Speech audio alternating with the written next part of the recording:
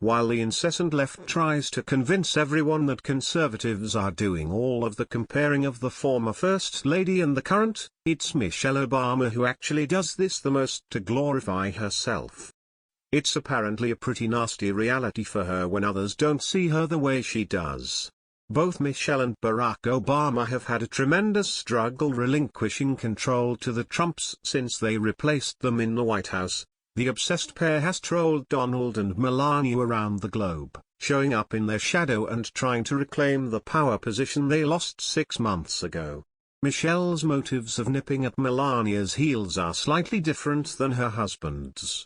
She's badly missing the glow of the spotlight and is constantly chasing it now so she can keep telling people how great she is.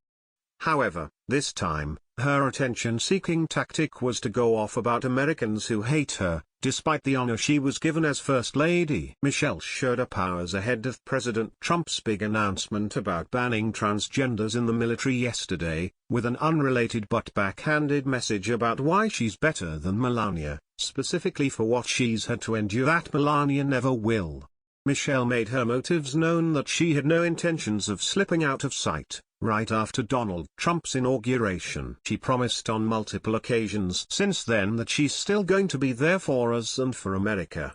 She's unfortunately proved that she meant that, mostly because she's so arrogant that she truly believes the people of our nation need her, and she just stated why when she showed up at the Women's Foundation of Colorado's WFCO in Denver this week just hours before President Trump took to Twitter to make his monumental announcement about policy change in the military.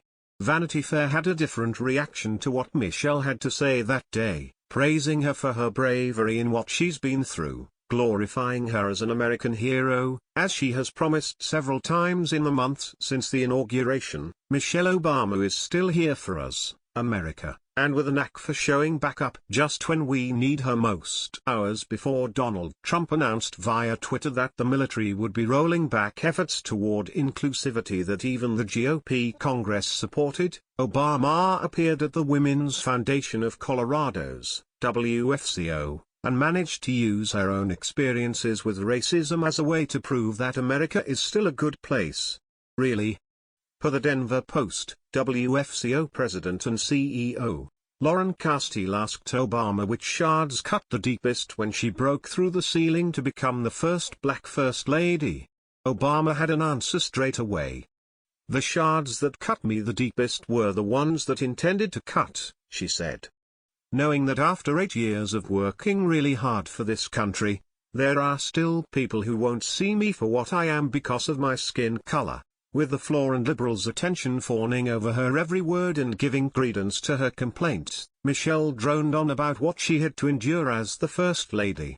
Her remarks seemed to not only be for sympathy and attention but came across as a way to say that this racist-based persecution was not something Melania will ever have to face since she's white.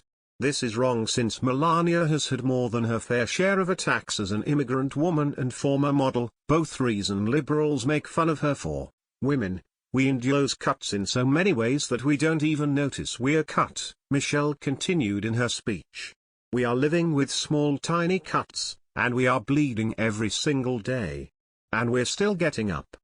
The people in this country are universally good and kind and honest and decent, Michelle added at the conclusion of her remarks. Don't be afraid of the country you live in. The folks here are good. Remember during the campaign when Obama vowed when they go low, we go high?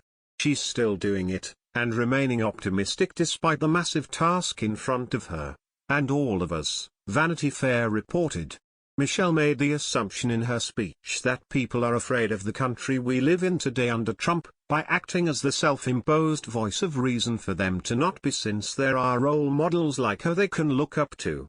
Whether people are really afraid, it's only because of the rhetoric she and her husband have pushed to perpetuate that nonsensical fear. The fact is that America is better than it has been in 8 years with Trump in charge, who has done a fast-tracked job of cleaning of the mess the Obamas left behind.